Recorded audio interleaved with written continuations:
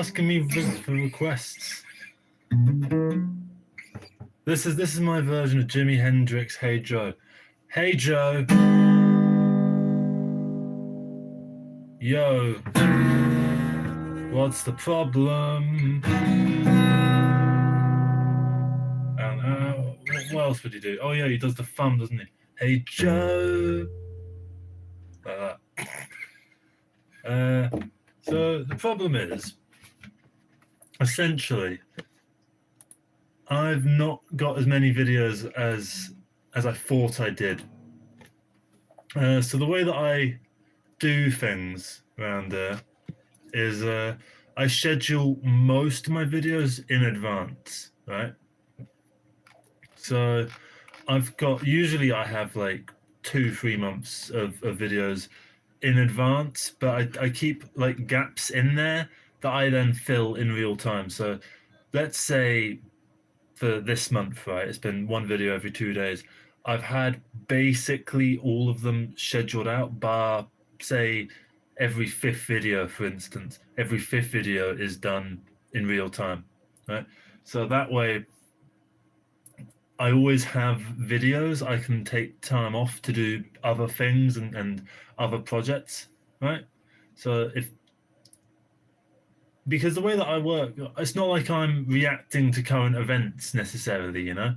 I'm not I'm not a news anchor or something like that. I'm not sitting there going, oh, Donald Trump's done this.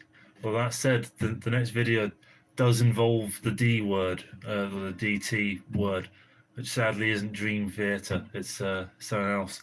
I'm tempted to, instead of saying his name in the title, because his name would be in the title, I'm thinking about maybe just saying President of the US, because we know who that is, right? That way, it's just like that way the YouTube algorithm doesn't think that I am like a Donald Trump fucking fan channel. I've just made one video that happens to involve his character, right? It's about the BBC, because I've got some opinions on the BBC. They just piss me off sometimes with how much they capitulate to everything. You know, it's like this, like they're getting sued now by this bloke, and it's like I don't know why they're letting them get away with it. It's just like it's a documentary, for fuck's sake.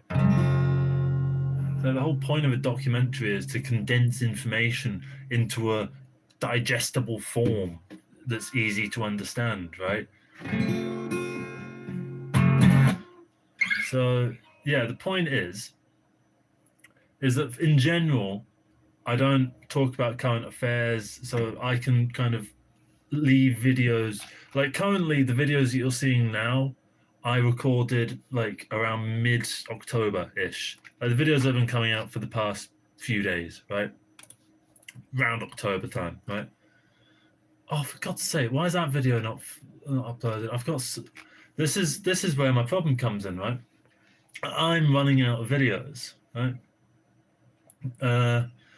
Normally, as I said, I have about 2 months worth of videos, right?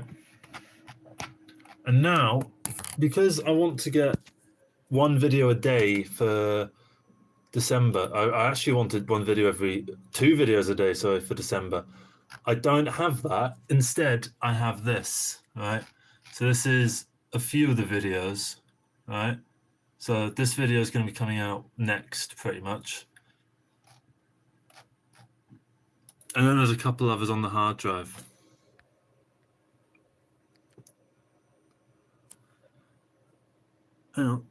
Mascara Debonair says, hey, I'm a huge fan of yours and your videos are really helping me.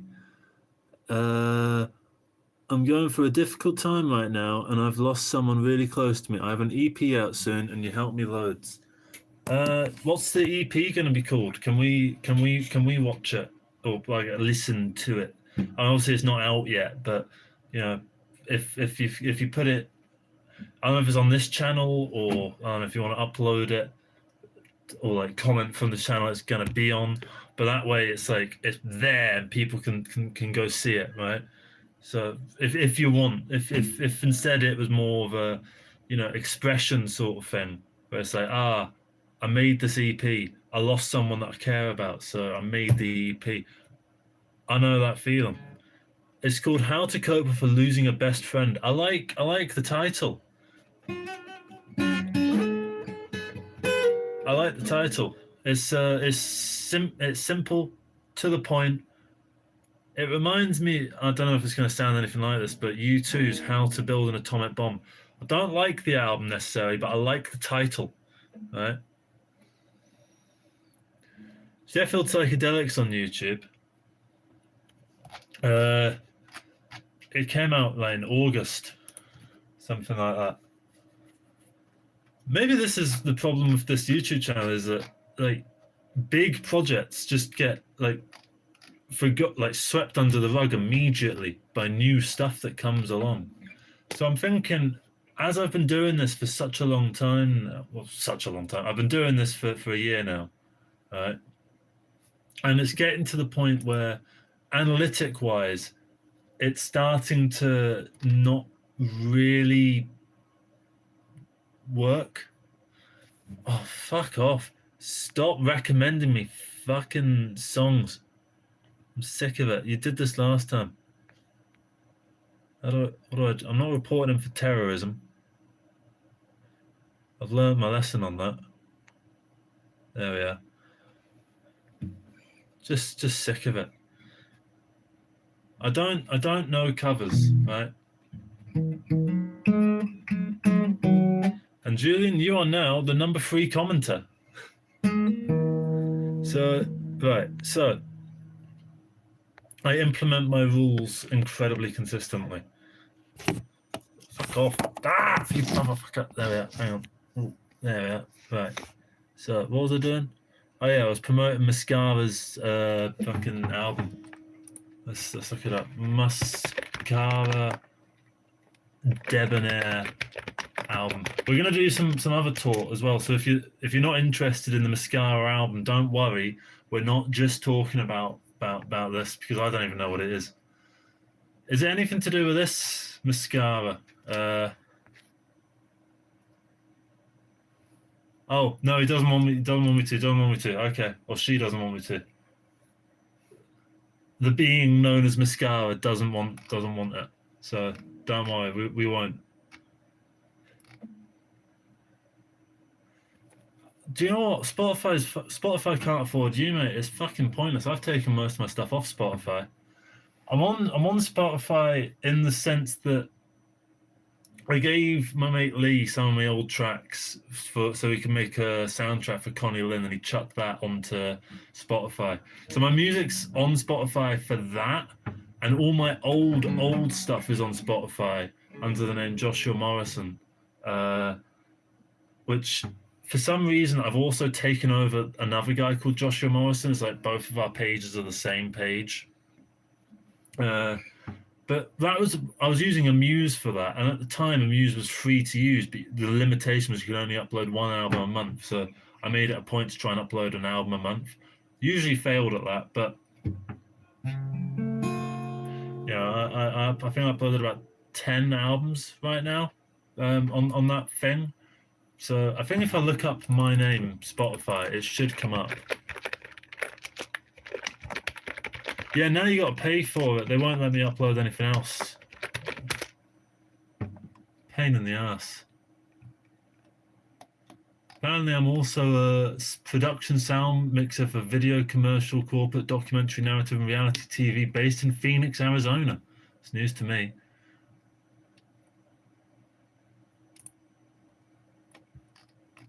Oh, where the fuck is it? I think it's on Spotify. Do you want to get banned as well? Right? Stop suggesting things. Right? Stop suggesting songs to do just because I don't do covers. Right? Oh yeah, I found it. So yeah, so this is my Spotify. I have 5 monthly listeners. Right? So I'm hardcore celebrity. Right? It's all. I gave up on it, I think 2023, when it started trying to charge me.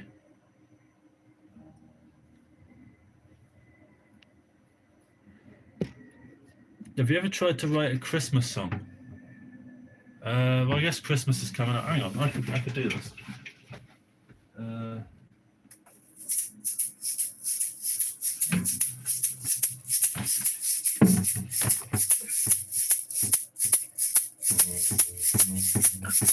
Oh wait, no, it needs to be a major.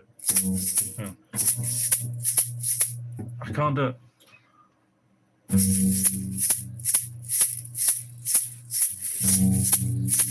Christmas.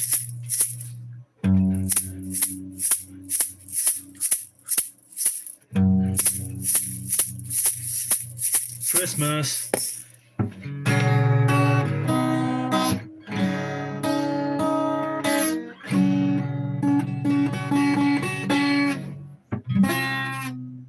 Is it 7 minutes Christmas rock song? Ooh, could be. Oh, there must be a way that I could. What could I shake on my person?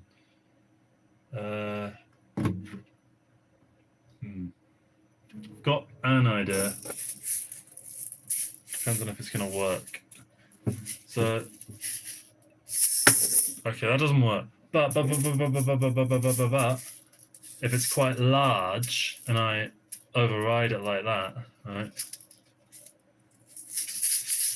So you see,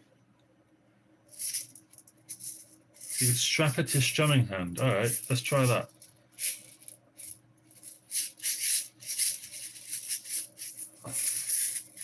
And then if I could find a way of holding that.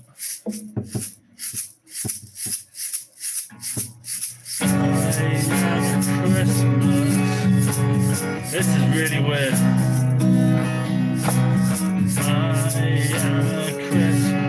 I can only do forward strokes.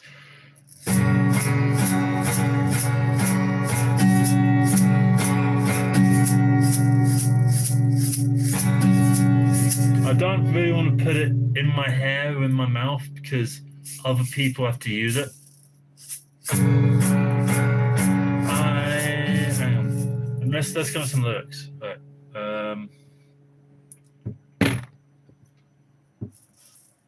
Radox.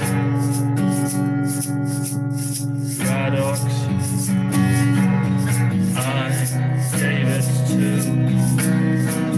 you for Christmas. I have a Christmas present for you, and you don't really know if you want it or not. Cause this present sort of says, ooh, I don't smell very good. I need some bath soap. I need some bath soap. Christmas. It's a time of year. That's just a fact. It's just a fact.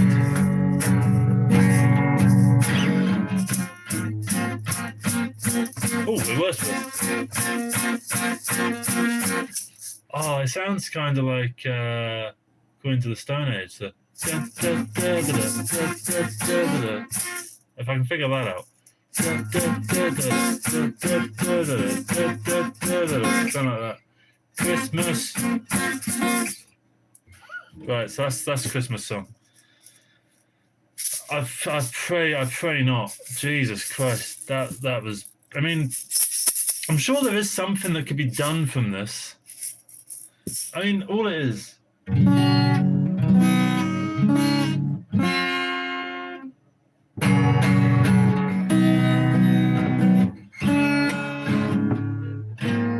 So with it more sort of properly done, it'd be something like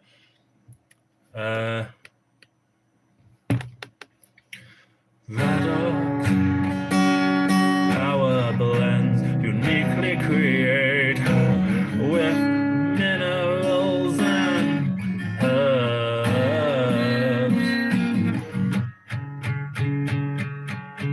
All right. I lost over 60 pounds this year. If you want, you can make an improv song about not being fat anymore. I am not fat.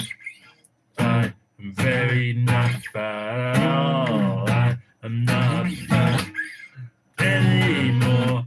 I am not fat. I am not fat. That was my Christmas present. I know Santa Claus. He came, said he was so fat.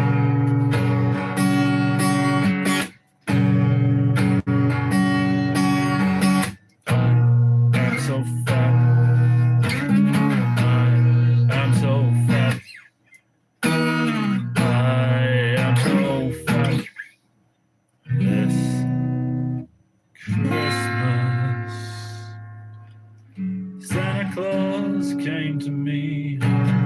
He said to me that I am not here, 'cause I cannot run, because I am so fat, 'cause I am Santa Claus. I am Santa Claus. I am Santa Claus.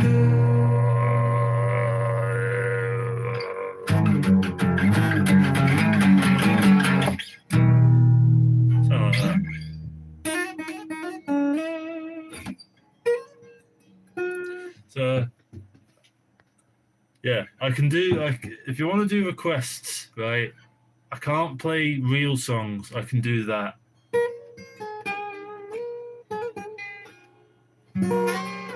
So, yeah. Should I learn the guitar? Well, yeah, I'd say so. Well, it depends. Like, because when I learned the guitar, I didn't do it. I didn't do it for a sensible reason. I did it because I was seeing a woman, and the woman's ex-boyfriend played guitar and was in a band and all this sort of stuff, and I was like, oh, that's so cool, but like I can't like him because he's my girlfriend's ex. I was very caught. I was 17 at the time, you know. It was my first girlfriend. I was like, you know, and so I learned the guitar kind of like with the idea in my head that I was going to be better, and I think I've ended up achieving that because that guy was in a pop punk band. That said, he does play real shows, so in a way, I'm worse. But you know, it's good that you have. I think personally, I think having enemies, whether they're real or slightly imaginary, kind of help to bring out the motivation in you, right? Like, would Rocky have ever won that boxing match if he hadn't had someone saying, "You're not going to be able to do it, Rocky"? You know, would I don't know. Luke Skywalker, would he have become a Jedi Master if he hadn't had Darth Vader as like a villain, sort of going, "Oh, I'm going to kill you, Luke," and then Luke's going, "No, you're not. I'm a Jedi Master." You know, I don't know much about Star Wars.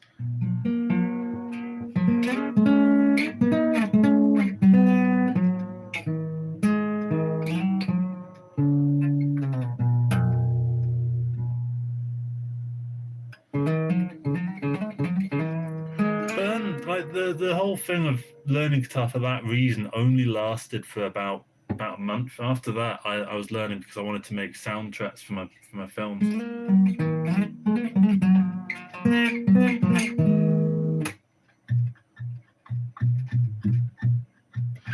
I've come up with something in. I've been learning E Phrygian. Can you sing a song that gives us a little more information about I Wish Her on Polynesia? Oh, I'm surprised you know what that is. I'm genuinely quite impressed at the fact that someone's mentioned that. Is that even still on YouTube?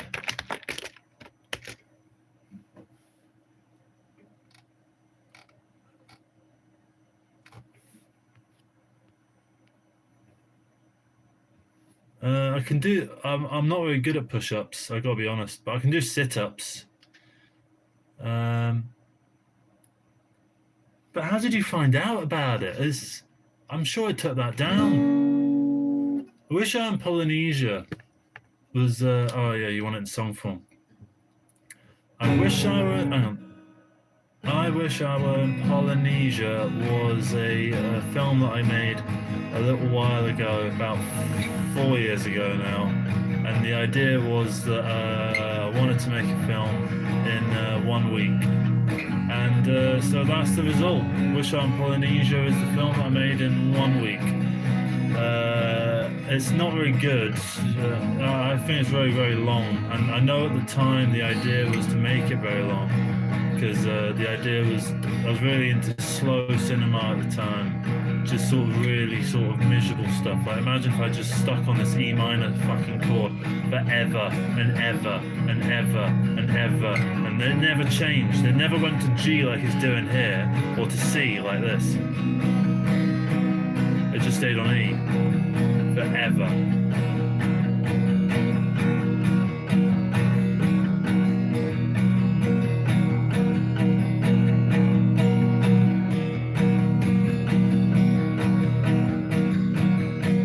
Getting bored of it yet? Well, that's the point of the film.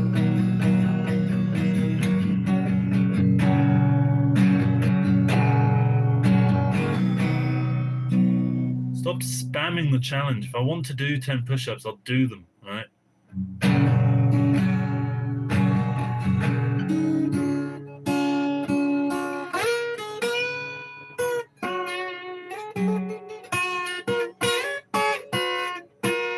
But yeah, Wish on Polynesia.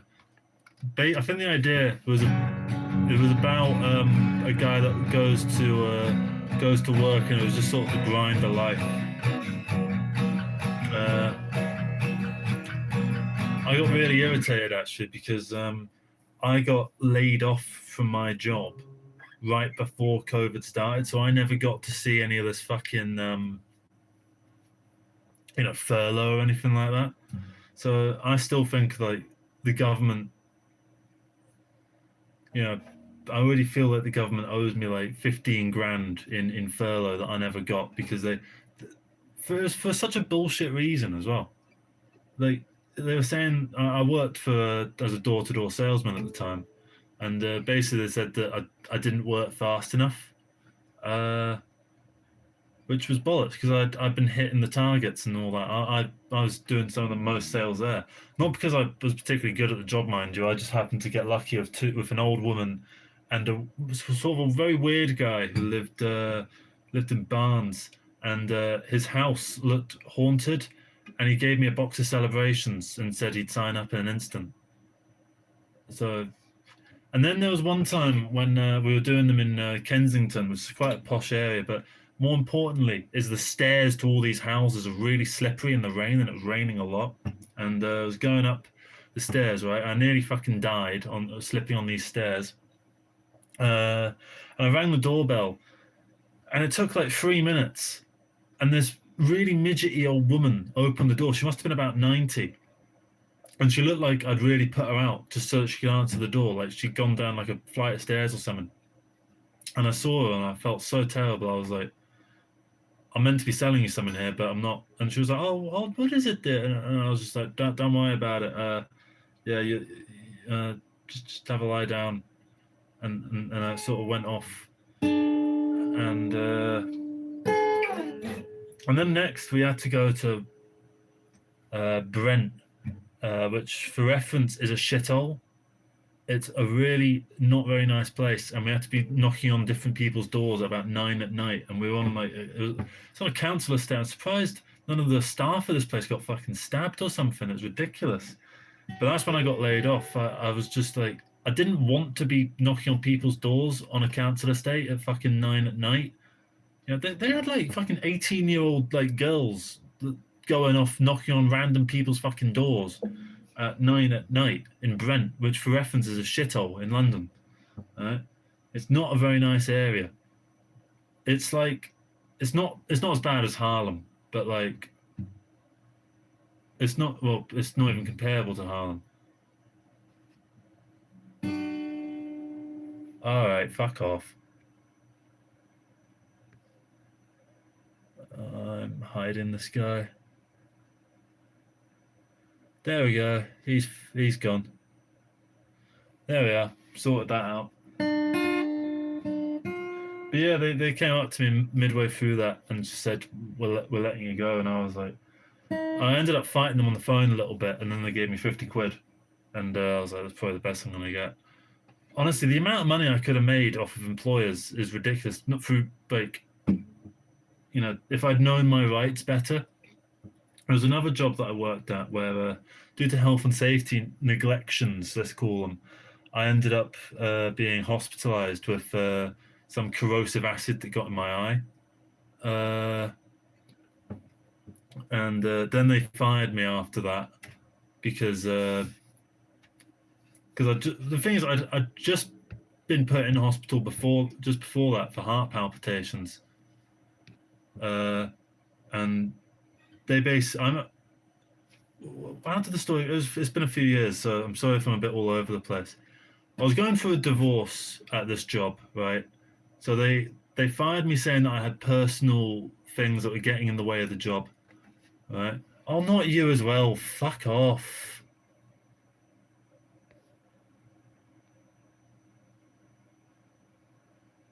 There we are. Jesus. He thinks he's funny, doesn't he? So the point is that you can, if I'd actually known my rights as a employee, I'd have probably gotten about 15 grand off of that, which could have come in useful for this channel. I might have had one of them big setups with a microphone like that. Or realistically, I would have had a mortgage. But I tell you what, if none of that had happened, I probably wouldn't be here today with the experiences that I've had chatting to you on a YouTube channel about it. Don't worry about it, Mascara. This is just some knob. And they do it for attention, so I'm trying not to provide them any attention. So yeah, that's something that I want to do a video about. That was for Fuller's, by the way. I'm in the habit of naming companies, right? Fuller's was where the health and safety violation happened. Oh my god, fuck off.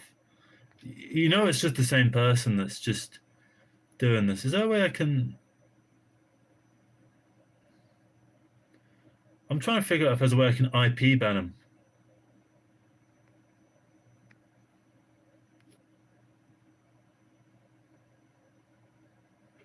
I know, right?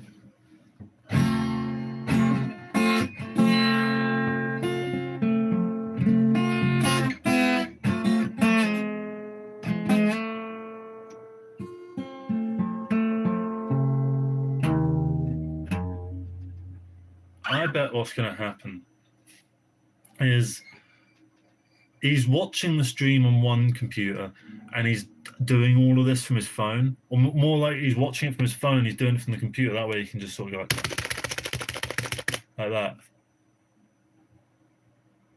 Usually limit comments to folks. Helps to limit spammers. Alright, I'll try and figure out how to do that.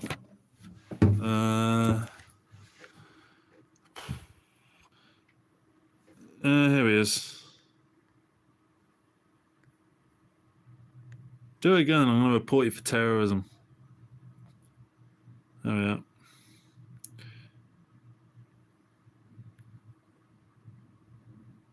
It's probably the whole point is to interrupt people's streams and just have a bit of fun.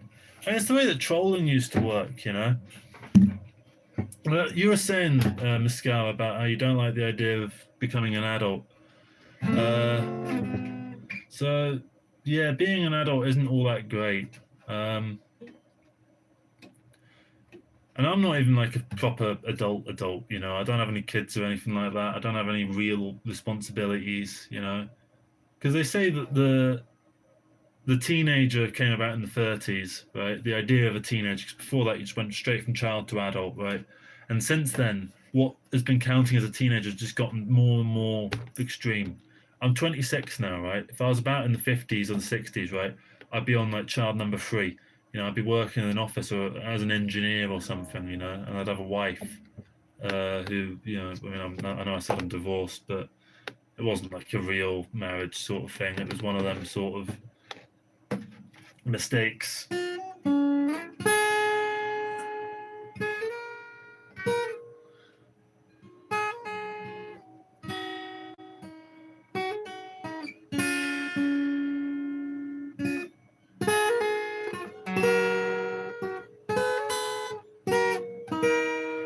mean,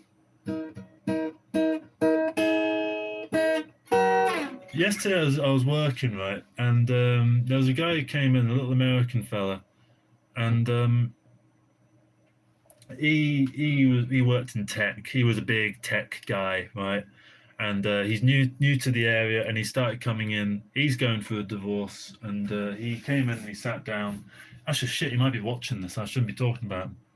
So I told him about my channel. But the point was, is he said he didn't want to have kids. He liked the idea of having them, but he didn't want to because he saw that the world was going in such a downhill direction. Jesse says, I'm in 50k debt from colleges and houses in my area. Start 200k, which I swear 200k isn't even that high. That's like a rural area, which is doubly scary because the opportunities aren't quite there to be making high money to actually pay off the debt and to pay off the mortgage. Now, I know they brought in 50-year mortgages, which is basically just a plaster on like a gaping fucking wound. It's like putting a plaster on like someone who's just stepped on a landmine, pretty much. Or you know, it's mental. Julian says something about, oh yeah, they're talking about how being an adult has freedoms and it can be rewarding, but some people don't have that reward. There's something about finances that, because that guy that worked in tech, he came in and he was buying random people drinks. He gave me like a £15 tip, right? And I think he's a nice guy, right? Because he gave me a £15 tip and he bought some people drinks, right? But he's more able to do that because he works in a field which means he gets a lot of money, right? Compare that to someone who, say, makes minimum wage, right? They're not really going to be able to go out and buy people drinks or tip the bartender £15, right? They're not in the position to do that, right? If they did do that, sure, they would be seen as a nice guy, but they would run out of money very quickly. So people who have more money are automatically able to be nice in easy ways, right?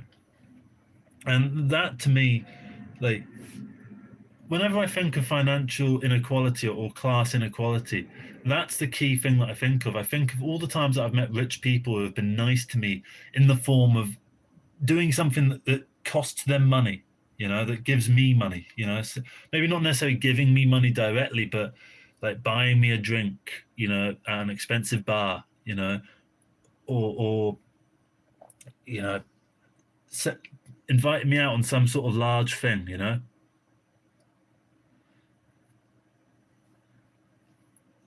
I do agree in terms of it's easy to forget someone bought for you because I mean I don't like Christmas. I was just talking to Lydia about this, right?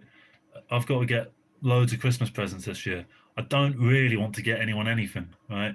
And it's not because I'm selfish. It's because I don't see the point of doing it all on this one day, right?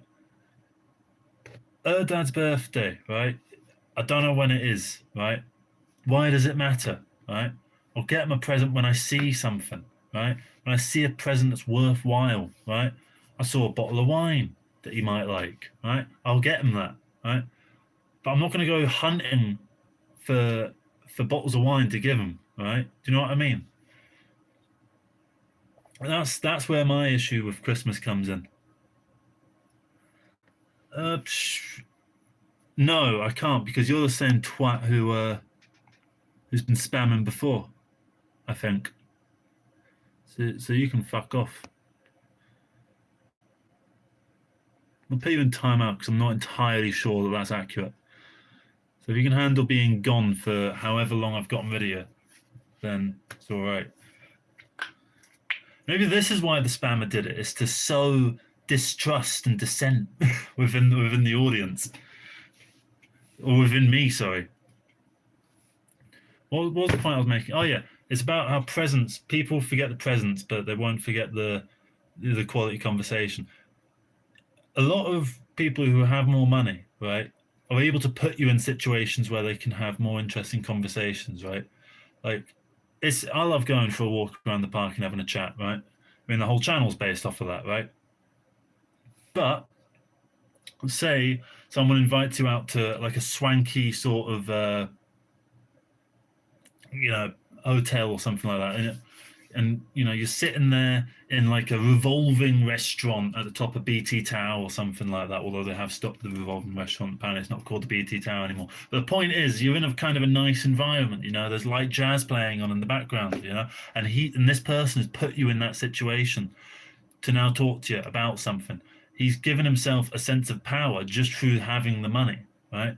And through conversation, but you can buy you drinks all night, and at the end of the night you can say, oh yeah, I'm going to bring you on for this job and I'm going to pay you way more than you would be getting paid at other things doing a similar role, you know. That's what annoys me about money. I feel like if we want to have a true system of freedom and egalitarianism, get rid of inheritance, and every single person in the world is born with £1 million, and they have £1 million. They never get anything else, right? They can earn money, right? But they're not, you know, no one gets given any money. Everyone starts off with 1 million, right? And that's for life. So there's no benefit system or anything like that. There's £1 million for everyone. That's what replaces the benefit system, right? And so you're 25 years old. What do you do with your £1 million?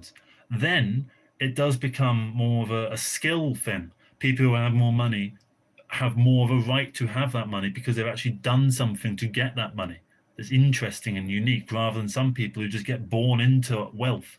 Like, I did a music video for some people, and the girlfriend of one of the singers was so out of touch. She wanted this dog, right? And the dog cost like £5,000, and she was like, well, what's £5,000 really if you love the dog? I mean, it's only the price, it's only the cost of 1 month's rent. I would too if my inheritance got taken away. I understand your point. I'm not suggesting this like literally, but I do think I would prefer if I was born for £1 million than to not have an inheritance, even if the inheritance was more than £1 million. Because also there's something weird about, like, you know, your grandparents dying or whatever, right? And then money, you know, suddenly everyone's about the money, and people are rooting through fucking drawers trying to go like, oh, this is Nan's favorite vitamin tablets, these are mine now, you know, I claimed them. Or like, oh, in the will it says that all the vitamin tablets go to me, right? So I get the vitamin tablets, you get the circus, right? And that's what I dislike about it. And I am generally in support of inheritance because I want to have children. I want to provide my children with everything that I can to make their lives easier. But then at the same time, if there was no inheritance, it would mean that I would have to spend all my money before I die, which would mean that I would get to spend, if I had lots of money, I would get to spend that time instead of doing like what my friend's Nan does, which is just get rid of all her money, right? And she just gives it to everyone. She could go on a big cruise and have like the time of her life. She could enjoy her final few years.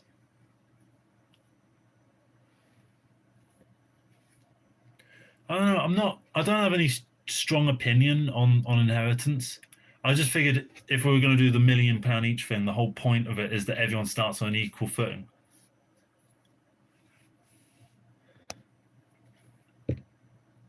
Maybe it's a socialist idea. I don't know. It probably isn't. I can't imagine Karl Marx saying everyone be born with £1 million.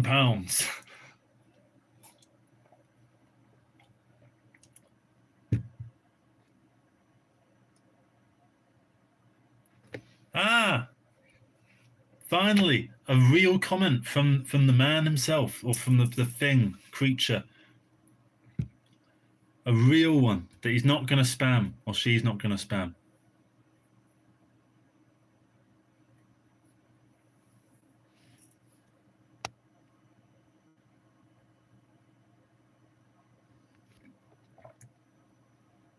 Anyway, what was I going to do? We were talking about inheritance.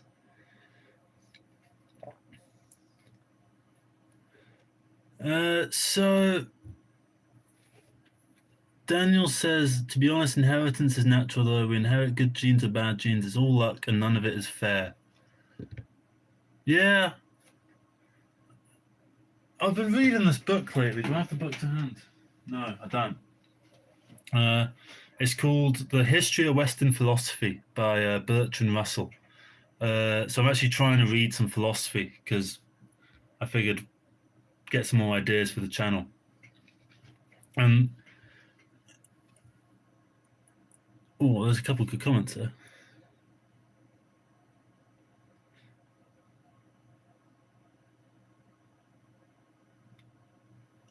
Oh, there's all the comments on different things. It's hard to focus on any of them.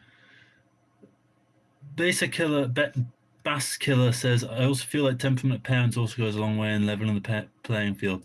Like my parents tried their best. Yeah, I suppose you're right with that as well.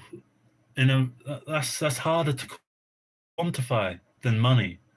So I suppose it gets talked about less. But say my parents are very nice, you know. My friend's parents aren't very nice. He was always scared of them as a kid, you know. So, and I've seen the way that they would yell and stuff in a way that my parents wouldn't. So maybe I've been able to develop the mindset that I have because of the upbringing that I had. Meanwhile, other people are the way that they are because I mean this nurture, isn't it? That's the idea of it. So, I mean, I've definitely heard an argument in vague communist circles about the institution of education being more important than parenthood,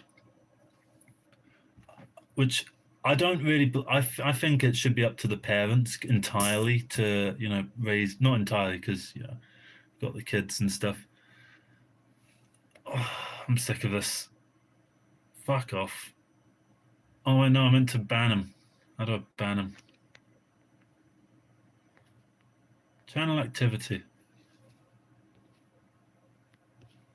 Jonny Mozza has a knack for disappointing those around him, whether it's a lack of reliability or his tendency to talk big without delivering. And he said it's ChatGPT. Let's see problems with Jonny Mozza. Let's see what it says.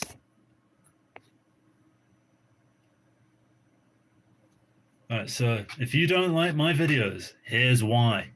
Vague ideological positioning. He gestures at stances, but they don't quite cohere into a clear worldview. This can make his commentary feel reactive, rather than grounded in a recognizable framework. Very true. I don't know how he's managed to figure that one out.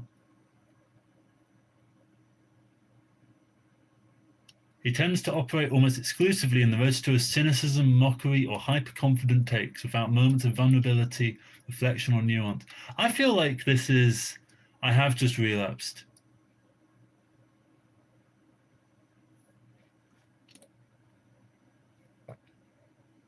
Yes.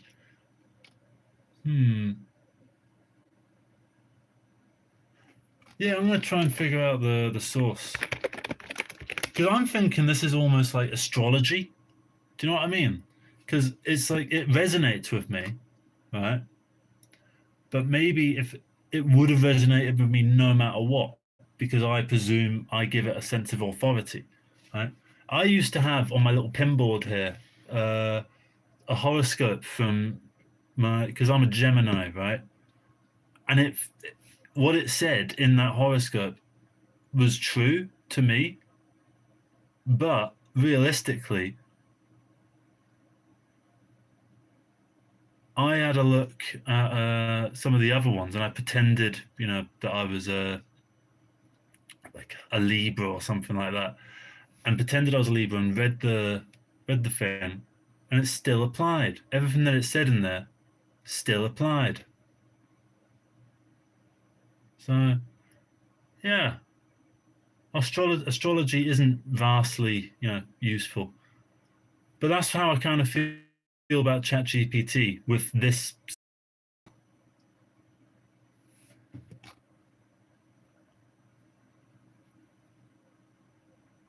Yeah.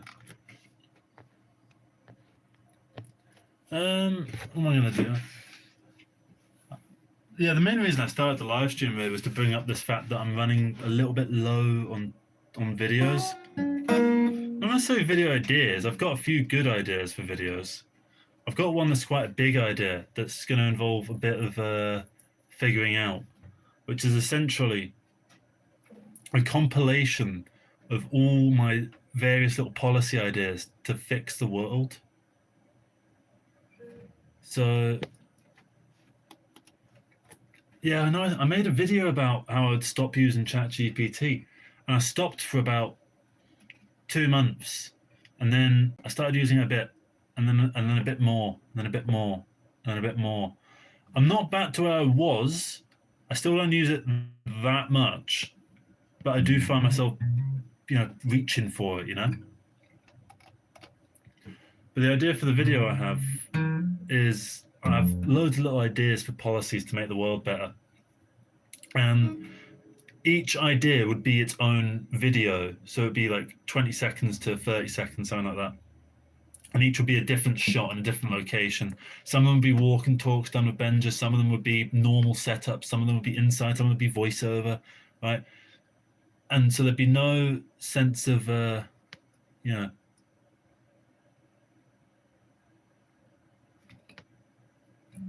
coherence between policy and policy idea. I like the idea of it being completely random, going from here's how you would deal with, I don't know, fucking geopolitics to we really need to see the road markings on the A417 a bit better because they're a bit scratched, and it would be like 20 minutes of that. So I've written a few of them down. Let's see if I can find them. What's the story of Adam Rain? Who is Adam Rain? I've never heard of him. Is he one of the people that died from this ChatGPT fucking psychosis thing?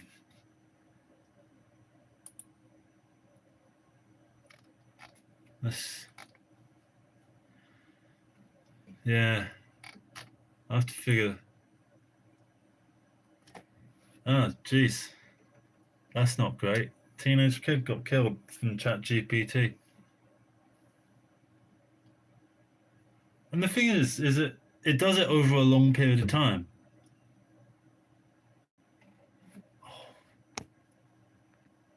Variate. Fuck off. I didn't mean to delete the comment. I meant to ban the individual.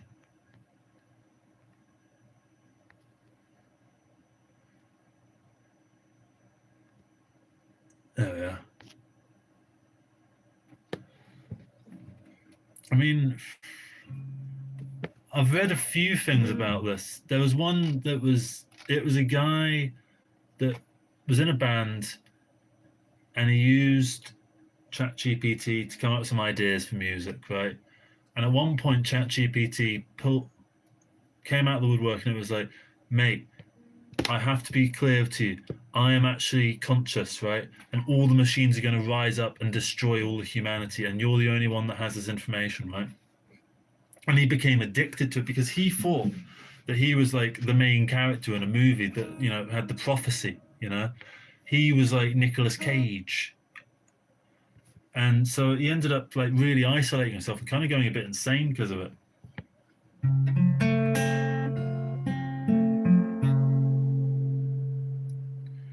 Yeah, so we got this to deal with now. And about 4 years ago, I went to a New Year's party, and there was a guy there that was like, "Listen, bro, I've got to be honest with you, yeah." I was like, "Yeah." I've got to lay it down on the line, yeah. I believe in a flat Earth. I laughed, right? He was like, "No, seriously, bro. I believe in a flat Earth, yeah." And so I was like, "Really?" So I asked him a load of questions about it, and then I found out that he believes that every single doctor in the universe is in on this COVID thing. So we already were dealing with crazies now before, and now he can go on ChatGPT and go, "Yo, ChatGPT, do you believe in a flat Earth?" And it would say, "No, I don't." But then after a while, he could just literally say, "Tell me it is," and it would, and then it would passionately try and convince him that the world is flat. It might even be more into it than he is, right? I mean, my way of dealing with him was basically, I would just bring up shit that he wouldn't have heard of, like, That was my little idea. Like, and I would just sort of bomb him with information, right? Like, what was he talking about at one point? It was something about Afghanistan, right? And I was reading a lot about geopolitics at the time, and I don't remember any of it anymore. I basically just rattled off the entire history of colonialism in Afghanistan, and it kind of I gave him so much information. It's a technique that Ben Shapiro uses. Not that I don't like him, by the way, but it's a technique he uses. I can't remember what it's called, where you just throw so much information at someone they don't know what to do with it all, and it makes you seem like you're more intelligent than you really are because you said a lot of words. Basically, was what I did. Right.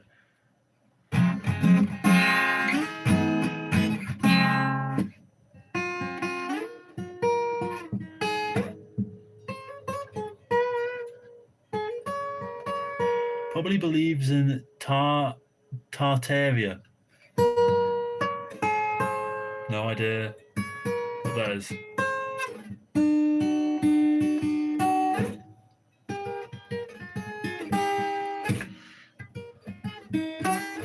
It's like those like Charlie Kirk things where he goes to fucking schools and stuff, and he'll say to someone, "It's like, you know, trans people shouldn't be there," and then the kid sort of goes, yes, they should, and then bam, he just bombs them with just a load of facts, right? Whether they make sense or not, whether they're true or not, right, doesn't matter. He's got confidence, right? That's the key.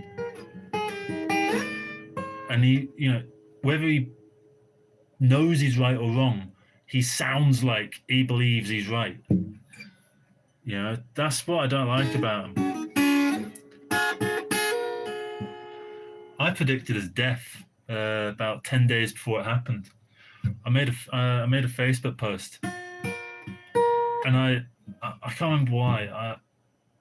I think I just was watching I kept getting him in my YouTube feed, and I just wanted him to stop being in my YouTube feed. So I just sort of said, Charlie Kirk's going to have a heart attack in the next 10 minutes, and then about a week later, he got shot in the arm or whatever it was, and he died. And I was like, called it. I'm more powerful than you could possibly imagine.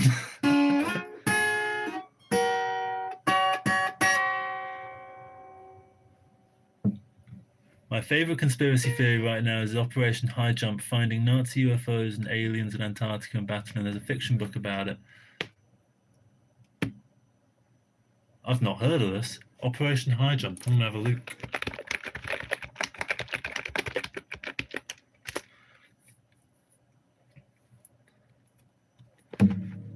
Yeah, it just got on my nerves. I just made a post basically just wanting him to not be in my feed anymore. Operation High Jump, officially titled blah, blah, blah, was a United States operation to establish the Antarctic research base Little America 4. The operation was organized by Rear Admiral Richard E. Byrd, whatever. Operation objectives, conceived as a fleet-scale single mission trial of sustained polar operation. Here we are. Objectives, training personnel evaluating ships, aircraft, vehicles, clothing, fuels, and maintenance procedures in Antarctic conditions, determine the feasibility, costs, risks of establishing. So they wanted an Antarctic base.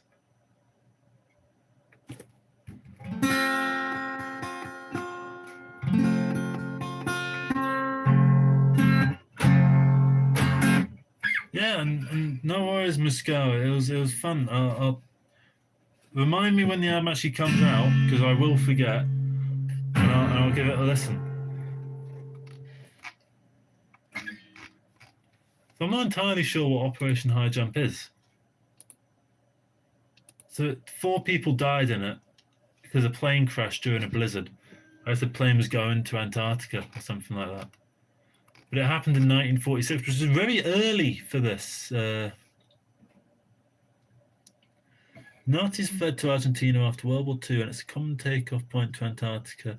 And some people speculate that since they were so close, they built a second base there to hide. There's a lot of stuff about the Nazis in Antarctica. When I have to admit, I used to be into my conspiracy theories, like the deep state sort of stuff.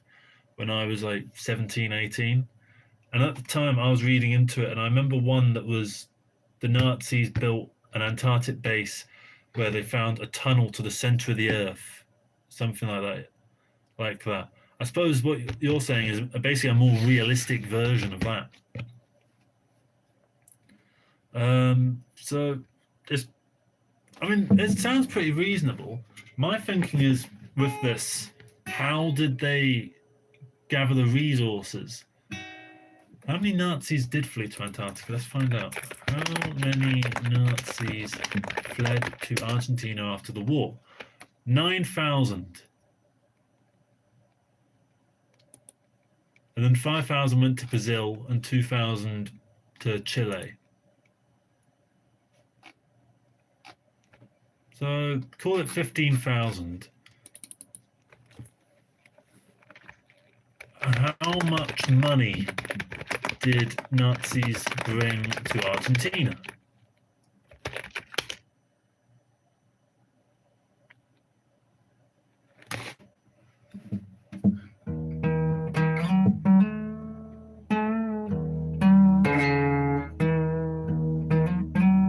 It's impossible to state how much money the...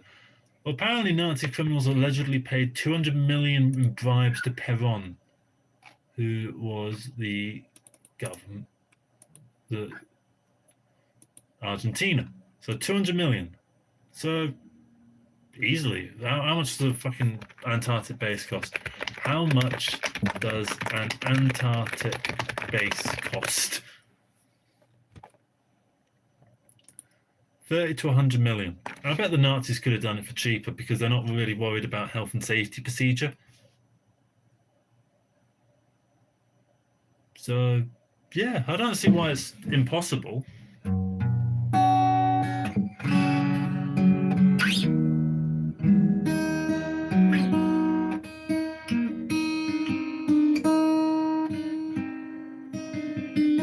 I found a good thing.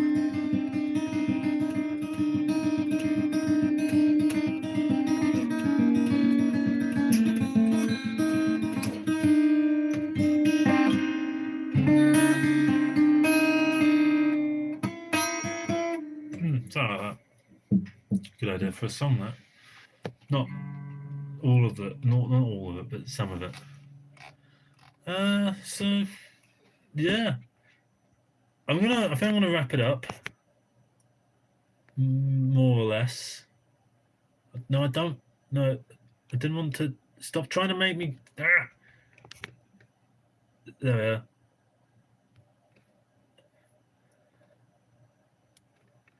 I think aliens are a psyop. That's my favorite conspiracy theory. And Tom Bracey, anyone that isn't a crazy conspiracy theorist right now is crazy.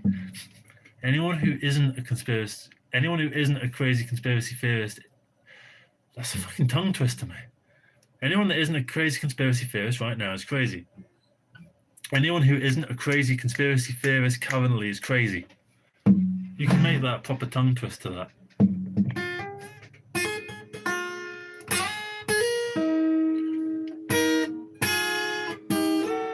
Ooh. So, yeah, I think I'm going to wrap this up. Basically, the whole reason I started the stream was I have a problem with the videos, right? Which is, I feel like I've been running on fumes for a wee bit. I don't know how obvious it's been. I don't know if anyone's picked up on it. So I did the poll, and one of the options was I can't. It was something like it. I like the videos, but it seems like you're running out of ideas or something like that. I feel like I'm running out of ideas, right? But then I think I've actually thought that for a while. I'm looking at like my channel now. I'm just sort of scrolling through, right? Even like August, July, I remember at the time thinking that I had nothing more to say. You know? And I think what happens is is it resets, you know? Life goes in these little phases, these little chapters that last anywhere from a few weeks to a couple months, something like that. Maybe it changes depending on your age, but it's easy to spot it through this YouTube, having a YouTube channel where basically I talk about things that matter to me, because I can kind of tell what I'm thinking about by the videos and the tone of the videos, you know. Because there'll be sometimes a couple of weeks in a row where it's like the videos themselves are quite miserable, and there'll be other times where they're a lot more inspirational, motivational esque. So at the moment, I feel like I'm running a bit low on ideas, but realistically, I thought that for quite a long time. And I don't think that, even though I feel like I'm running out of ideas, I don't think I actually am. I think I'll know that I'm running out of ideas when other people start pointing out that I look like I'm running out of ideas. You know, there'll be a certain point when whatever the charm of this channel is won't be there to to people. Whether that, I don't know. You could maybe do some follow-ups on previous concepts. That's a good idea. I mean, I'll tell you what, I had a look at some of my very early videos on this channel. I can't remember which one it was. It was one, I think I was ill. It was when I was doing 2 videos a day and I was dead set on it when I just started the channel. So I had a lot more to say because it was the start of it, you know? And the video was just completely incoherent. God, I'm scrolling. I'm only at fucking June. Right. But I like the idea of going back to old concepts. Like I'm in March now, right? What should you do if you don't feel like a quote real person? I remember that video being quite good. I'm gonna bookmark that. How do we stay pure when money influences everybody? I remember that being about how I needed to get my current job. Because I started my current job. I've recorded this in like January, but I released it in March. And I got the job even though I was starting to get big on YouTube because I thought YouTube goes up and down. I need something that's consistent. Because when I started this channel, I had a bit of savings. So I was able to just dedicate a bit of time to starting the YouTube channel. And then I managed to get it started. But I didn't feel comfortable relying on YouTube to make money straight away. Because even though in the first couple of months I made like enough to, pay the bills and stuff like that, I didn't want to rely on that and then have to get a job like at the last minute. I'd rather preemptively sort all that out beforehand. But at the same time, it made me sort of, it was something along those lines.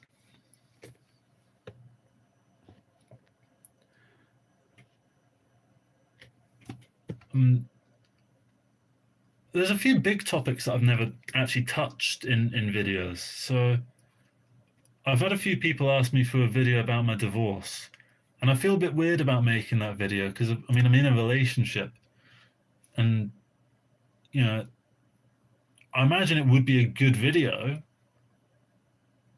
but I'd have to be in a certain mindset for it to work. I've got this video that I'm seeing here that was a video on romance in general that I remember being really good. But again, that's a hard. I think I even did a video about how it's hard to talk about romance. So that's an idea for one. I'm trying to plot videos out a bit more. So the last few that I've recorded, not necessarily the last few that have come out, but the last few I've recorded, the Suno one's a good example. And I think the one that came out today, the cringe one, is an example. Instead of going in with just a title like I've always done, I've gone in with 3 bullet points. So in the case of the cringe video, it was bullet point 1, the first anecdote, and then bullet point 2 was the second anecdote, which I think was with my boss at the time, and then the third point was like, I think the third point was like dumb stuff done whilst drunk or something like that, which is why in the video I kind of touch on it and then never really turn it into anything. And then Suno, it's similar. I use a couple different bullet points, which are just anecdotes, and I can use the anecdotes to like return to when I've made a point, and then apply it to the anecdote, or vice versa.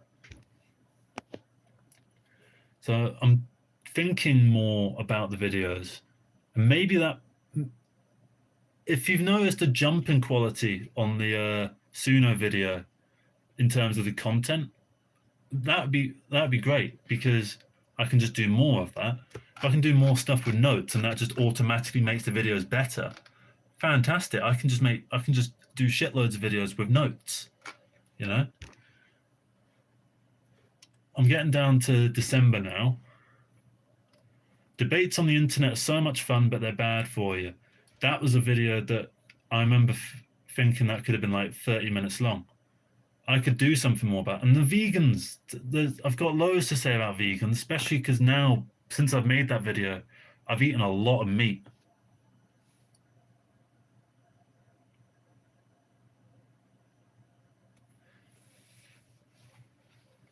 So I eat a lot of meat now because I want the protein.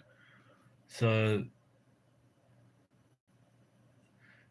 but that said, the point of the video was, I think the title is "Vegans Kind of Have a Point, so why aren't I vegan?" Like the general basic essence of it's not nice to be killing animals for meat. Is one sort of aspect to it. I could remake the video because the video is also quite ugly. It's like one of the worst shots I've ever done.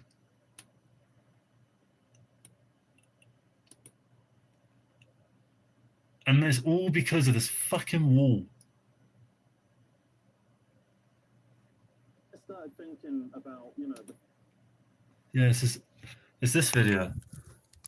It's got this hideous fucking wall in the background, which is a shame because it could have been a nice shot.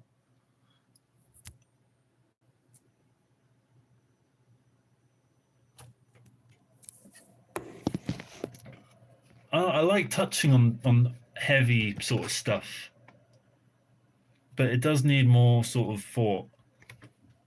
I could really touch on feeling like a proper person, not being corrupted in capital, and even your divorce stuff.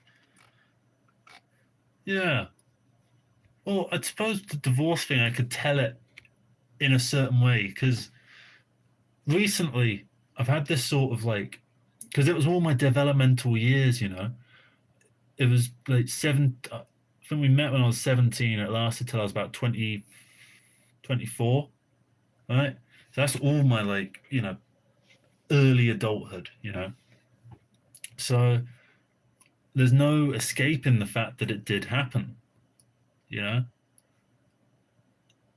And I try and sort of dance around it, but maybe it would be good to just in one video, just like, bam, here's the whole thing, Because I'm sure there's an interesting tale I could spin from it. Maybe like a warning. Maybe the title could be like, it's not you and your high school sweetheart, it's not going to last. Something like that. It could be like, don't marry your high school crush or some shit like something along those lines. But then I bet it's one of them where I'd put a load of effort into the video emotionally, and then it would probably end up doing like 500 views because it's a really niche topic that I didn't think was that niche. But this is what I mean in terms of, reduce, running out of ideas, let's call them. When we were small, we thought everything was huge. That was a good idea. That's what? That's a good thought. That's a good point. I remember in 2017, I just turned 18. I started working in a warehouse, and I used to get to work, and we used to have to go through. I used to have to go through a big, long A road, right? Which had the city is a big landscape in the back, and there was a Burger King that looked like a 50s diner.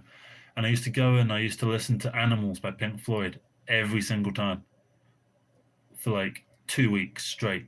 I listened to other stuff as well, but the main thing I remember was listening to Animals by Pink Floyd, and I just remember that image, particularly one day where the sky was really purple. I knew for a fact that it took me the length of dogs to walk from the bus stop to work.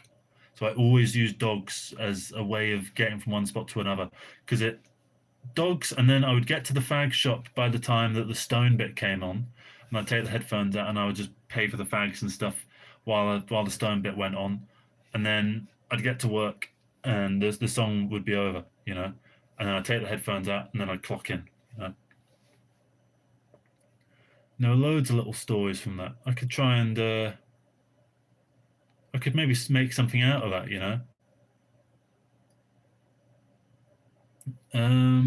Favorite Beatles song? I don't know. I like Strawberry Fields Forever. That one's quite good. Uh, what's the other one? She's So Heavy.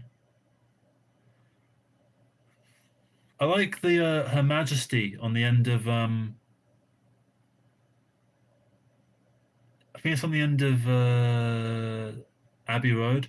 I'm not a massive Beatles fan, to be honest with you. I'm not really part of this whole they're underrated, they're overrated. I'm just they don't do much for me, right? There's a Paul McCartney song I like, which I can't remember the name of. It's off his album that has a. I'm just gonna say 10 Min Song. Is it gonna come up? No, it's not, is it? Rihanna, Kanye West, Paul McCartney. 4-5 seconds. It's a strange combination.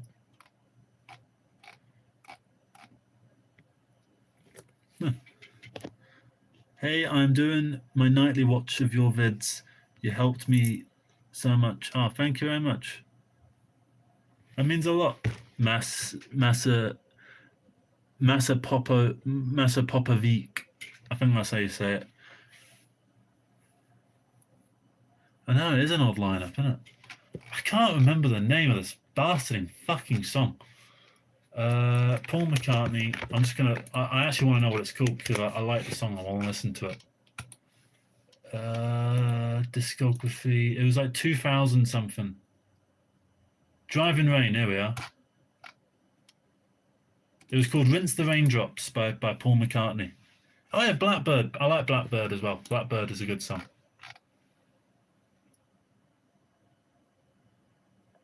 So Blackbird, Rinse the Raindrops, She's So Heavy, and Her Majesty, and Strawberry Fields Forever. I like those. I've got to be honest, I don't like Dark Side of the Moon that much. It's all right. Like Breathe is really good. Time is really good. Great Gig in the Skies is good. I hesitate to say it's really good. And apart from that, like the end of the album, Us and Them onwards, is good. Money's not very good. On the Run is just fucking annoying.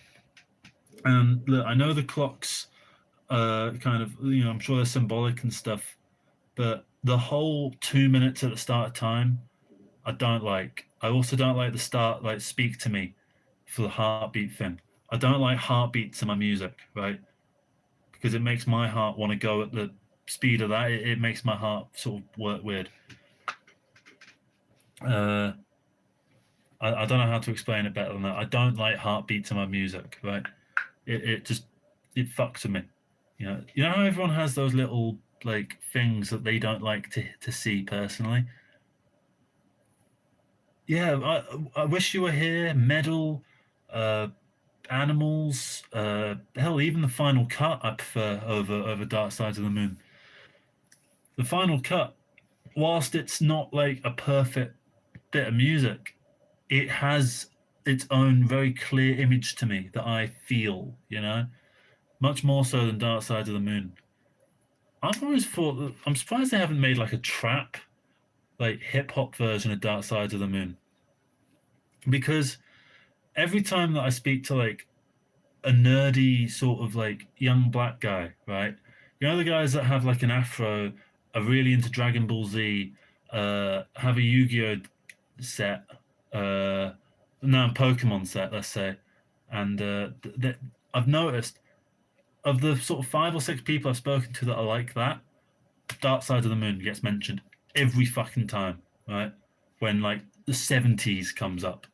So I'm surprised that someone out there hasn't done like a trap sort of remix, because I could imagine that going down quite well. I probably like it more than the original, to be honest. Like, I don't dislike Dark Side of the Moon. It's a good album, but it's not going to happen, Jason. It's not going to happen, and that's part of the problem. I I've realised that I've completely burnt myself out. Is my issue, and what happens is that I burn myself out, and I've burnt myself out about 5 times now since about August, and I've noticed that I notice I'm burnt out really quickly, and then I rush to try and recover, which is the problem. I need to not do that, but I do that, and then I instantly think that I'm back on it, right, and I just go flat out, right, until I burn myself out again. You know, and what happens is I'll get back into it and I'll start filming like 10 videos a day, you know, for like 2 weeks, and then I'll miss a day, and then it will become like 2 videos a day for a couple of days, and then 1 video a day for a bit, and then nothing, you know.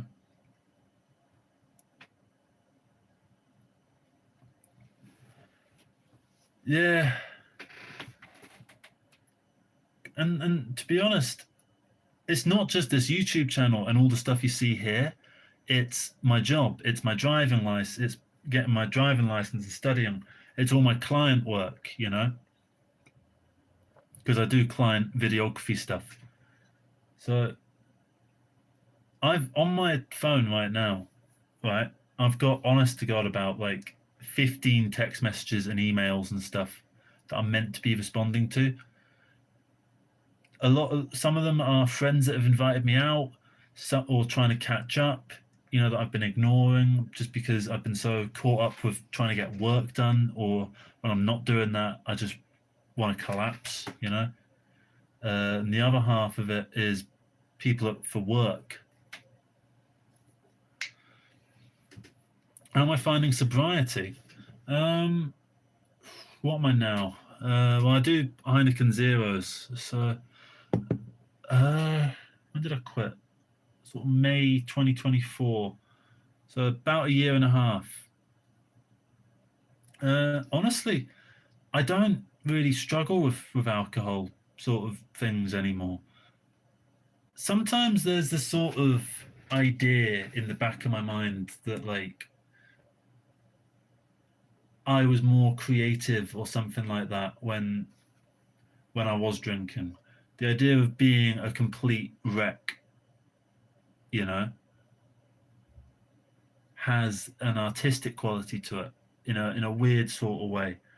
And the only reason that I would drink is to activate that. But how selfish and how hedonistic is that, you know? I just and how surface level and naive, or a word that I've learned from my philosophy book, jejune, which basically means naive. I don't know if it's a word that's still in the lingo. I mean, I just don't. I work in a pub, right? And so I've not had an issue ever with wanting to drink, or, you know, feeling like I want to drink or anything like that. It's And when I used to drink to escape. So I don't really have that sort of worry anymore. But I do feel a little bit sort of like I'm on a constant grind, you know? And the past from when I was drinking is a lot more nebulous and melancholic. The books. It's called. It's just an overview. It's a history of Western philosophy by Bertrand Russell.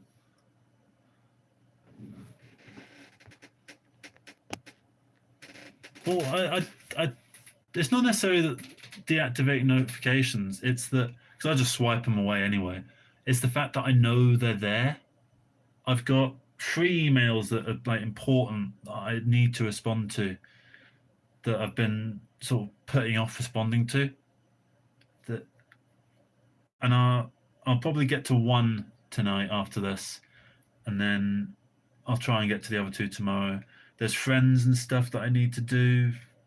There's clients and stuff. There's all, and this is why I don't respond to nearly as many people as I'd like to because I feel, I'm sure I'm not. I'm sure it's just me, but I feel like I'm getting flooded with notifications all the time for different things, and whether the notification is there or not, the messages come through.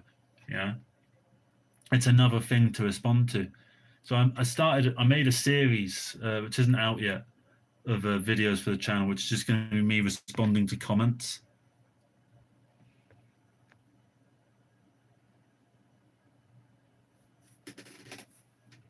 I'm just having a look.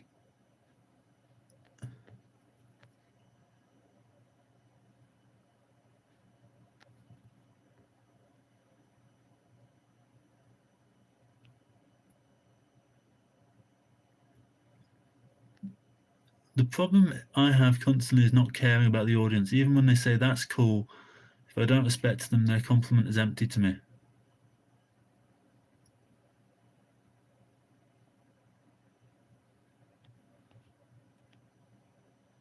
Oh, fuck off. Yeah. No, it's I mean, the whole point of this stream was I have a problem with you know, the videos and stuff. And the thing is, I don't really want to turn the channel into a misery fest of laundry listing out these problems. The whole point is using my own worldview and my own past experiences to craft something that can be useful to you, the audience. That's why I like to be more sort of inspirational slash motivational, whatever the fuck you want to call it, right? That's kind of why I started reading the book. I thought that way I'd have more objective things to cling on to. And I mean, I'm not much of a big reader, so R. Flannery was saying, I read this book and it was pretty bad since he couldn't explain anything seriously about Spinoza. I don't even know who the fuck or what Spinoza is, so I was a philosopher, I should have guessed. Spinoza's most famous and provocative idea is that God is not the creator of the world, but that the world is part of God.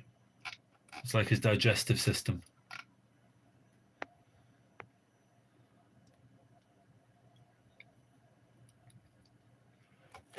And I want to do more of that, and I'd like to be more, not necessarily more educated, but I mean, for instance, what I would call my religious view is I have two camps. There's what I call the physical world and the non-physical world.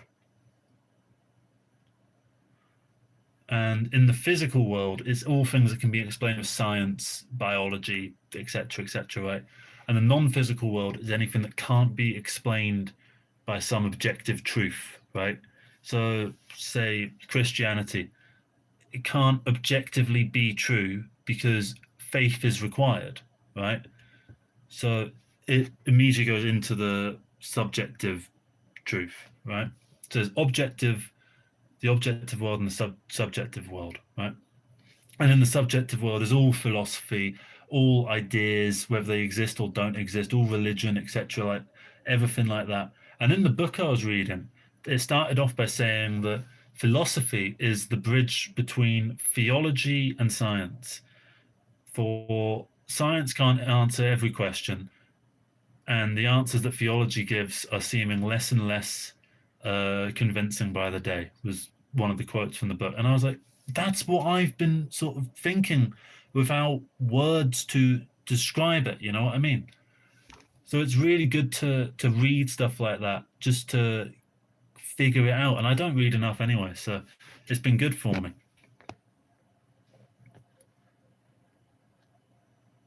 There is that issue, isn't there, of channels turning self-help into some formula. But you have a good. I already have a formula, to be honest. I mean, the formula essentially is I go in with a title idea, right? Usually positive, not necessarily positive or negative. I don't. It's all subconscious, really. But I know it is a formula where I start off. I say, "Hey up, everybody! My name is Joshua Morrison, director of Jonny Mozza's Lessons in Confidence. Today, I want to talk about X." Then usually I bring up an anecdote, whether it's something I read, whether it's something I experienced, right? Whether it's like from years ago or it's something that just happened. I tell that as a little story, and then I usually like break it down into its core elements and then go into why those core elements are there, and then I break down those core elements and I kind of repeat that process, right, bringing in other anecdotes as necessary, and then I try and wrap it up by bringing every concept that I've spoken about in the video back to the original point that I said right after the intro. And then I say, and so I hope you enjoyed this, and then I usually ramble on for another fucking 5 minutes. So that's kind of the formula. And there is a video coming out actually. When I don't know when it's coming out, but basically it's called "Formulas Are Good," actually, something like that.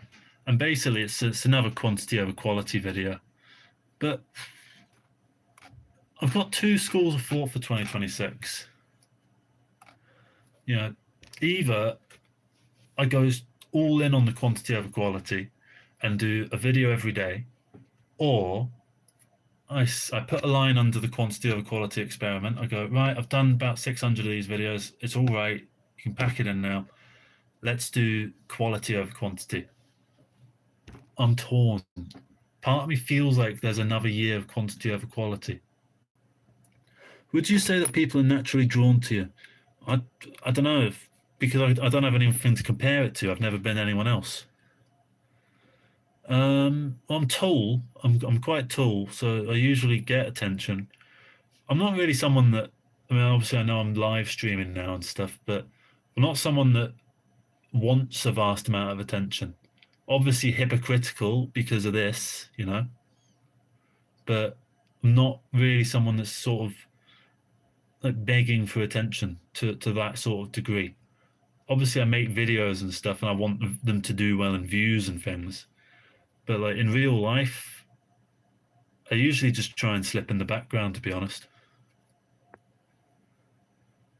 Do you usually read the comments? I read every comment. I read every comment. That said, I don't respond to nearly as many as I should, because I feel like I don't have a massive thing to say to all of them. Like the most recent comment is, "This is such a great video, top man Mozza." All I could say to that, it's got this fucking thing that I've nearly clicked on twice now. Replies made with AI. It says, "Cheers, man. Thanks so much." Right? And that's all realistically I could say to that comment, is something along the lines of, cheers for that. You know what I mean? So I don't want to make a comment unless I have something that's worth saying. Do you know what I mean? Because if I don't have anything to say, and I just say some random shit like, cheers, to me that's meaningless, right? That's why I do the heart thing, but I save the heart thing for when it's something I really, really like, That way you see the heart, it's like, that's something, this made an impact on him, I mean, I love the comments. I read absolutely all of them, and I comment back here and there where I can. Questions I usually respond to, like if it's like a specific question. Truth be told, because the way that I upload, a lot of the time, a video is something that I recorded like a few weeks ago. So when people comment specifics about the video, by the time it's out, I don't actually know what it is they're talking about. Like the one I did recently, my roommate's having an affair, what should I do? Right? I recorded that about 3 weeks ago. I don't remember what the point of it was. So there's a lot of people that give their very in-depth thoughts about it, and I don't have much to say back to it because, truth be told, when I made that video, it was just something that was on my mind that day when I went to meet Benja. But now I've got it out of my mind. It's sort of over and done with. Yeah. Yeah. If you could time travel to whatever year, um, I was saying to Lydia earlier, I'd like to be born in 1975. That way, I get to be a sort of teenager in the late 80s, so I get a bit of that. I get to, you know, become an adult in the 90s. Uh, I get to, get in just before the dot-com crash. Get to experience life pre 9/11. Get to buy a house while all the schemes were going on before the 2008 housing crisis. And I wouldn't even be that old now. I'd be 50. So 75 seems like I'd be all right being born in 75. I was born in 99. I mean, before that, I've usually said I'd like to be born. I like the idea of being born in sort of 1940,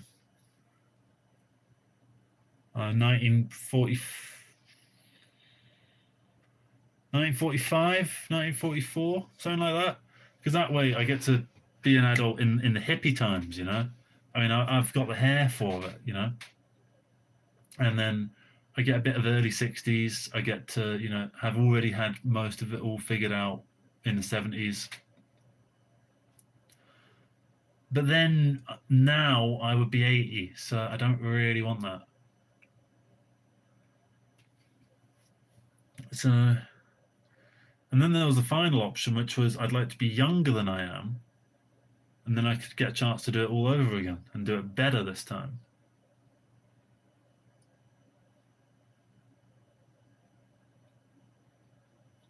Which would be I'd be born now, because Jordan, me and you were born the same year. We're the same age. And as Jason says, like, I mean, now I think 30 is old.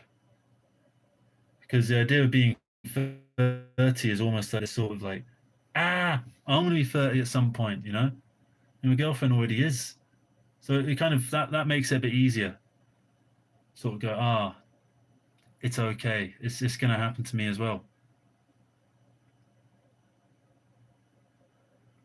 It's probably someone decades from now being, well, yeah, like, you know, how kids now are sort of like, oh, modern music sucks. I've seen someone say modern music sucks. I want to go back to 2010s, like early 2010s.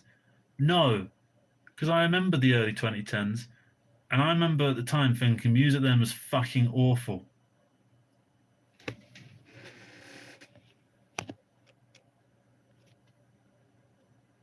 I mean, it's sort of the wrong word to use, but also I just wore a dress. It's not like as a specific thing. Don't really know what to do with this comment. It is a bit harsh to like ban you because you've been quite like pretty decent, but it's not really the right way of going about it.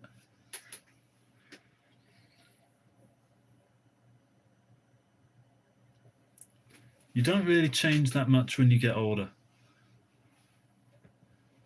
Yeah, it's just the word. I know because I know trans people, and the key is it's basically like a porn word at this point. It would be like talking about a woman, like say if I wore women's clothes, and it'd be like, oh, remember the time you dressed as a slut? It's sort of like that. Problem with anyone's life seems to be the chronology. I don't quite understand. But yeah, when you don't change that much when you get older. I mean, I can tell because I mean I remember myself as like 17, 18, and it was basically like this. There was much less of a filter. and it was a lot more all over the place. I mean, when I would be drunk, it would basically be me now, but less coherent. Which, God, you can see why I stopped drinking, can you? So I will do another London meet. I just need to, one, I think I need to take some time off to recover a little bit and get caught up with my real like video work. And two, I think I need to do it when people aren't working a 9 to 5. That was a mistake with the last one. It was the only point in the week I could have done it. I wasn't free, and I probably should have rearranged it better so that that sort of worked better. I can tell you is I understand myself much better over the last 2 or 3 years.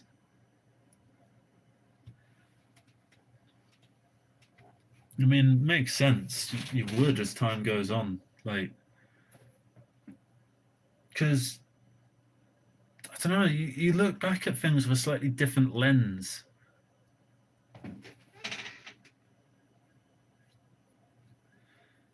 We all look back and want to change the order things happen. Like, I wish I knew this when I was this age, if that makes any sense. I mean, I often think to myself, I wish I'd never gotten married. But at the end of the day, I can't do anything about that. But if I hadn't gotten married, I might not be here now doing this. So, you know, and all the I've had messages from people saying that, you know, these videos, I don't really know how to put it, but people haven't uh, committed suicide because of these videos, which I still don't know how to process that. And in a way, with the butterfly effect, that really stupid decision to get married, in a way, is the reason that someone's alive. You know? Yeah, I think I've had 5 emails, one of which was very explicit about it, and 4 of which sort of mention it in a sort of offhanded sort of, it could have been that or it might not have been. You know, they're more vague about it. But one was like, I was planning it and like and all. That was in December actually. I still don't really know how to feel about it.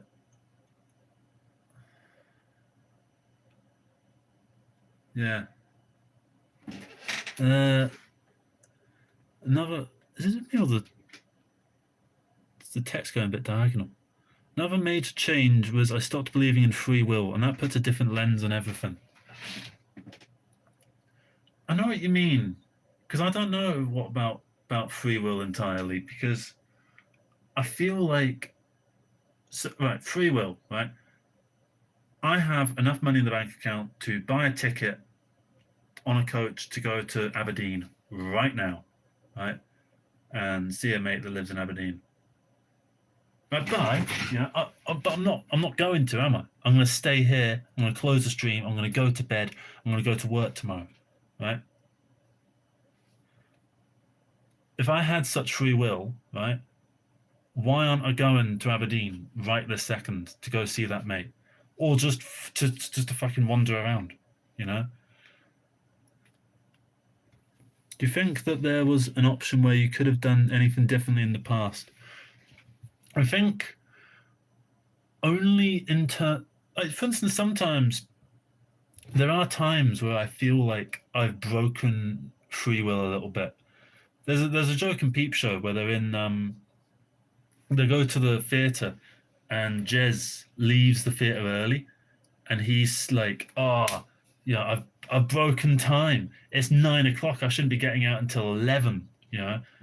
That's how I feel sometimes. Like the act of getting married, right, or the act of saying, should we get married? I could have just not said that sentence.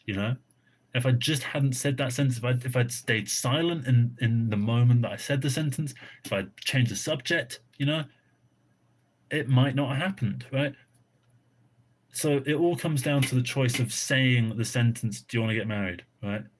Let's just use that, right? Because that was a big thing. Because we said it and then proposed properly afterwards. How, you know, I'm, I made a choice to do that, or was I predestined to? Yeah, maybe that seems like decisions are actually predetermined.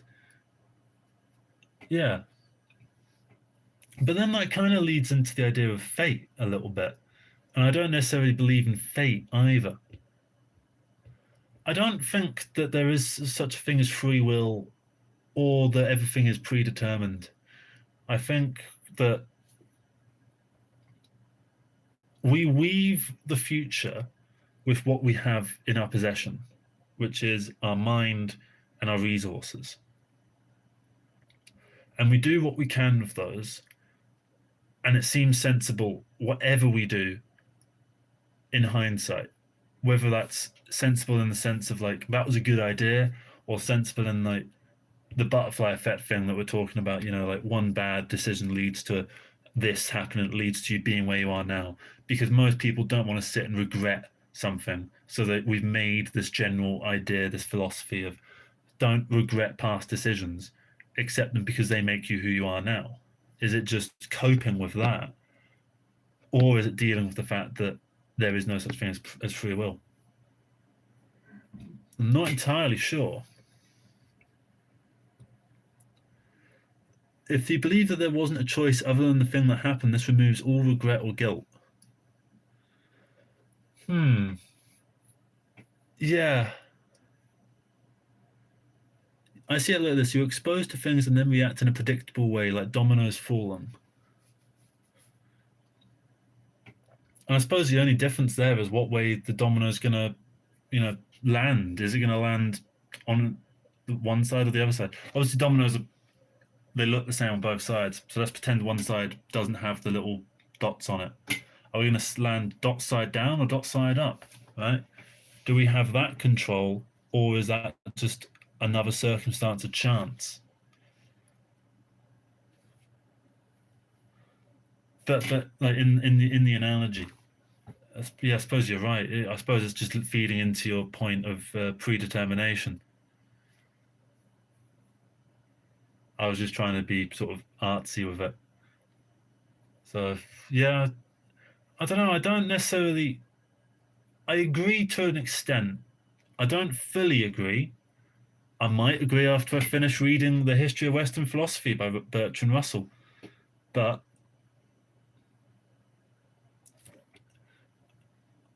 I do find the idea of free will interesting because if we did have free will, we'd have a lot more crazy people knocking around. Or is it just like, I have free will, I can do whatever I want. What I want to do is work a 9 to 5 and go to bed at 10 p.m. and eat hummus. Everyone just wants to be sensible. The idea, Lazzy Lemon says, the idea of anything that restricts my control over myself feels like a violation of my being, like talent and fate are two words that I hate. Yeah, I agree. I don't particularly like the idea of talent or fate. I like saying, oh, it feels like fate, in certain moments where it feels like the world, like there's some moments where you're feeling emotions very strongly, where the word fate feels right, not necessarily in an objectively true case, but it just feels like the right thing to say. You know, sometimes it's sort of like, I don't know, say you're talking to a new partner, right, that you just got on with, or it's your first time together, you're getting on really, really well, and and it just sort of, each one of you says, oh, this feels like fate. You know, maybe whether it feels like fate or not, it can feel like fate. Doesn't necessarily mean it is fate, but it feels like fate. I think that's okay.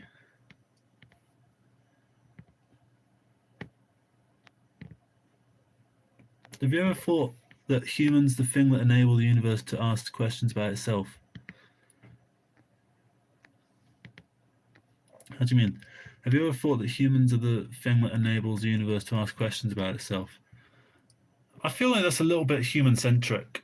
I think that we're we're here and we can't necessarily know for a fact that our ability to reason is unique to us.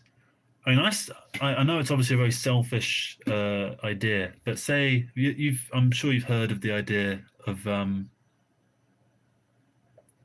like the idea that everyone else is a robot except for you, and that everyone else is working on this pre-programmed thing, and you're the only one that is real, right?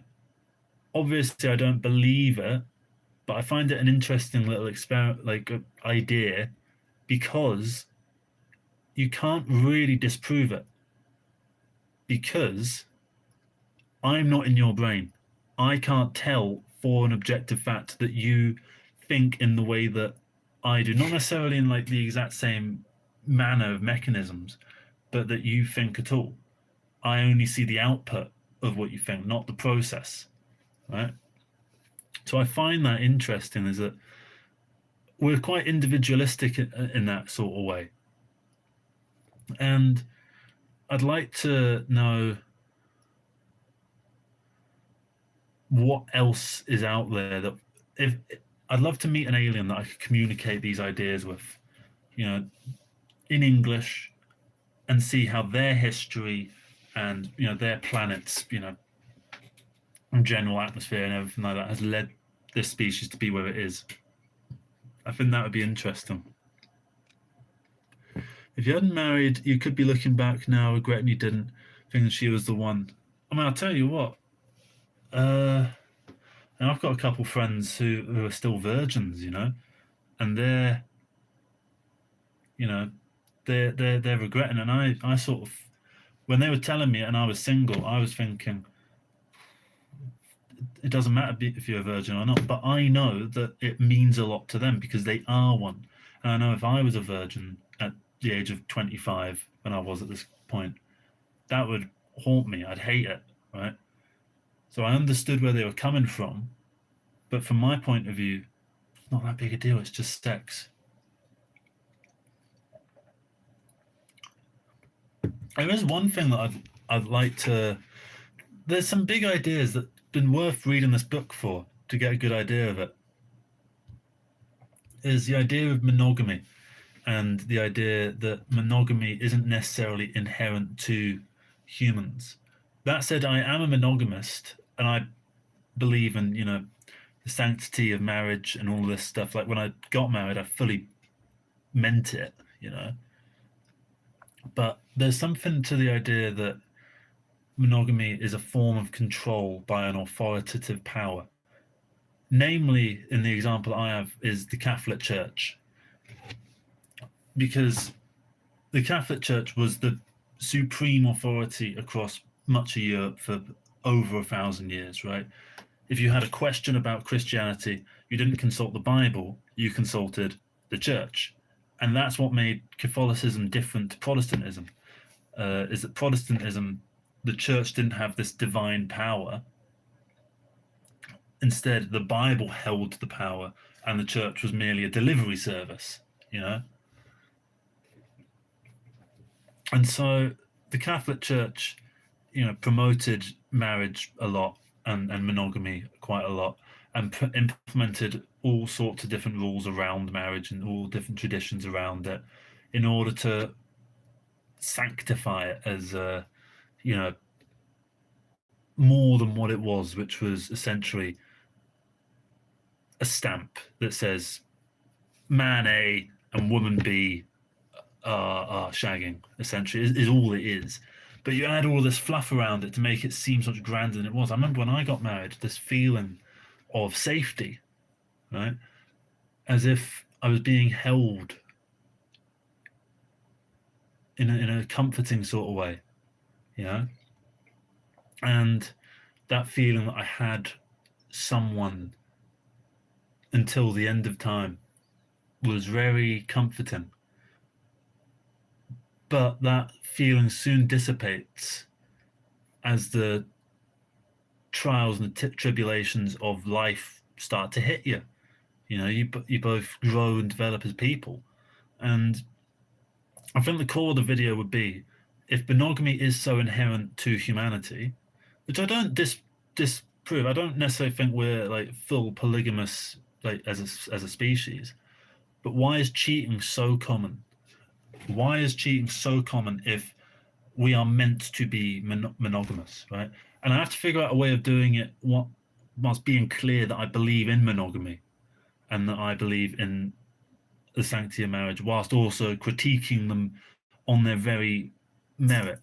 But the reason that I do that is the reason I believe in these things is because, you know, I respect the woman that I'm going out with and that I eventually want to marry.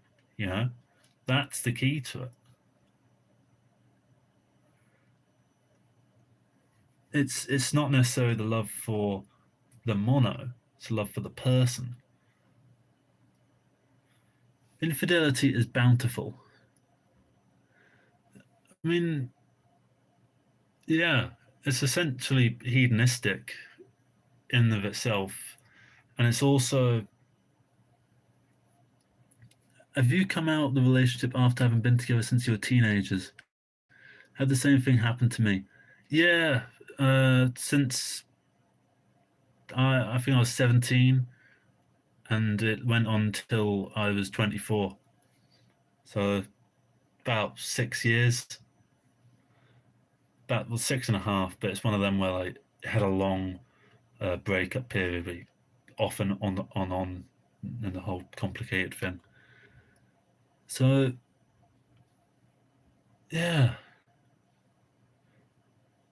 I find that all quite interesting, and I'd like to make a video about that. I feel like it'd be quite a controversial one, and I have to be quite careful with how I do it, you know. But in a way, maybe those are the best videos. It's good to have some stakes to it, rather than just, you know, I could do a million more like quantity over quality videos. Or I could do loads of like just get up and go do it. But I'm sick of making those because I'm not doing that right now. I just sort of need a break. I could do 20 videos about being, you know, tired, but I think people would get bored of that. So I'll try and do that. Monogamy. I need to read some more of this History of Western Philosophy by Bertrand Russell first, though. Anyway, I think I'm gonna finish the stream here, and I'm gonna go to bed. Bit of a last-second idea to do this stream. Yeah.